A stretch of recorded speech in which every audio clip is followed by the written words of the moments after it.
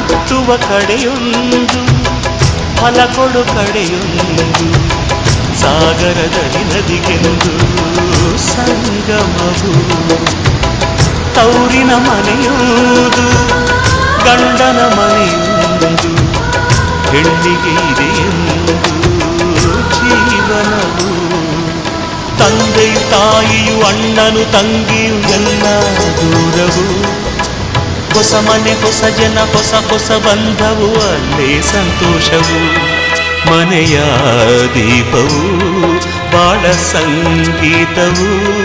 ಮನ ಮೆಚ್ಚಿದ ಮಡದಿಯು ಸಿಕ್ಕಿದ ವೇಳೆ ಸ್ವರ್ಗ ಸಂಸಾರವು